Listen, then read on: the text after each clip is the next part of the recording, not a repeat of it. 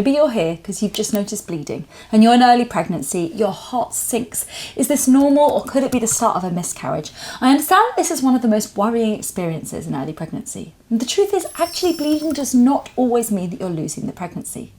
I'm Brooke, I'm an obstetrics and gynaecology doctor, and in this video I want to help you to answer those questions that are whirring through your mind right now.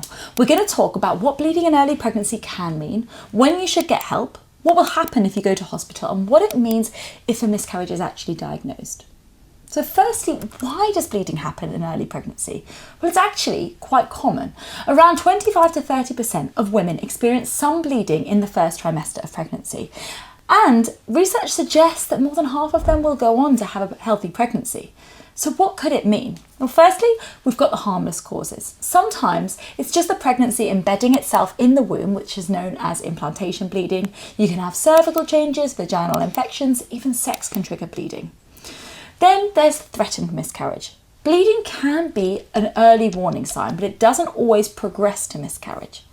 Then there's miscarriage. So sadly, bleeding and pain together can mean a miscarriage is happening. And then there's ectopic pregnancies, which happens in rare cases where a pregnancy is actually growing outside of the womb, and that can be dangerous and needs to be treated as an emergency. So what should you do if you notice bleeding in the first trimester? Well, firstly, try not to panic. Do take it seriously.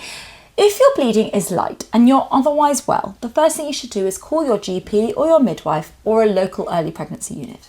If it's out of hours when this happens, so it's nighttime or it's on the weekend, then you can usually wait until they open up, and they'll often arrange for you an appointment or a scan to check on what's going on.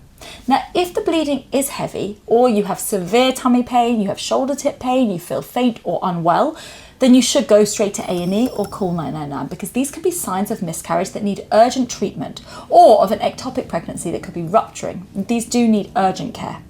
So, in short, you don't need to go to hospital for every single spot of blood in early pregnancy, but if you're worried, if the bleeding continues, if your symptoms get worse, you should absolutely get checked. One of the most common questions I get from friends and family is when this happens and it's 7 p.m. on a Saturday night, your instinct is to head straight to hospital to get some answers. So the question I get is, should I go to A&E right now?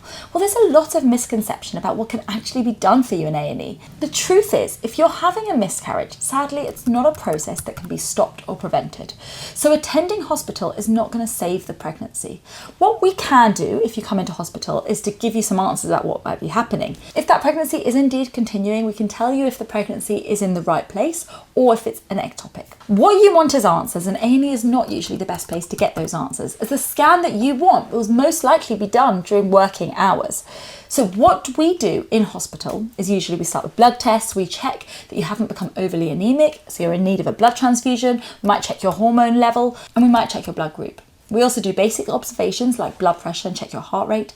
We may examine you from down below to look at your cervix, see if there's any reason you might have bleeding or if there's any pregnancy tissue stuck inside the cervix. Now, the other thing you'd want if you're in A&E is a scan, but usually if that's going to be done in A&E, it may only be what we call a bedside scan, not of high quality. And it's just there to look and see if there's any free fluid in the abdomen, not to see exactly where the pregnancy is and if it's ongoing. The detailed transvaginal scans are not usually available 24/7. So if you are indeed having a miscarriage with very heavy bleeding or you have an ectopic pregnancy, hospital is the best place for you to get the treatment that you need. However, if your bleeding is light, your symptoms are mild, then you might be better waiting and speaking directly to primary care or to an early pregnancy unit or a doctor who's able to scan you. An ultrasound scan will usually be arranged, and that can check properly the position and the size of the pregnancy. Sometimes, especially very early on, the scan can be inconclusive, and in that case you might be asked to come back in about a week or so for a repeat scan, because pregnancies grow quickly and they can become clearer over time. Is it always a miscarriage if you have bleeding? Well, bleeding in early pregnancy is actually quite common. 25 to 30% of women experience some bleeding in the first trimester, and more than half of them will go on to have a healthy pregnancy. So whilst your mind will naturally jump to the possibility of miscarriage, there are also other causes of bleeding in early pregnancy apart from miscarriage.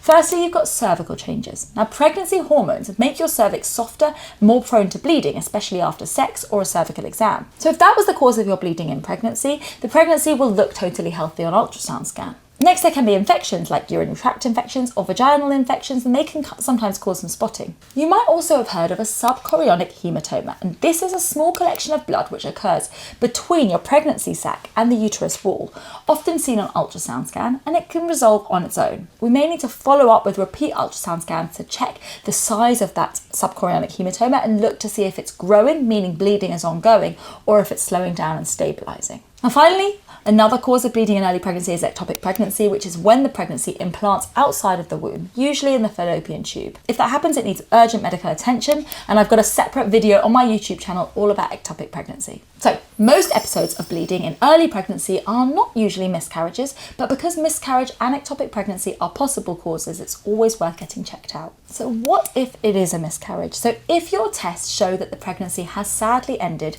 this is called a miscarriage. We use that term to refer to the loss of a pregnancy before 23 weeks, although most miscarriages happen in the first 12 weeks of pregnancy. We're not usually able to give you a clear reason why this has happened, but most of the miscarriages that do happen occur because of a random genetic event, chromosomal abnormalities that happen in the creation of that embryo. It doesn't necessarily mean a problem that's going to be inherited for every single embryo afterwards.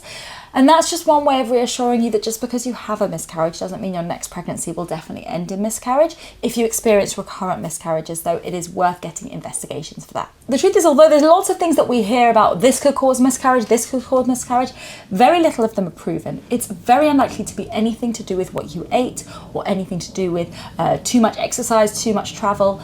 These things do happen, and unfortunately they're outside of our control. So what happens if a miscarriage is diagnosed? Well, if it's confirmed, you'll usually be offered 3 options.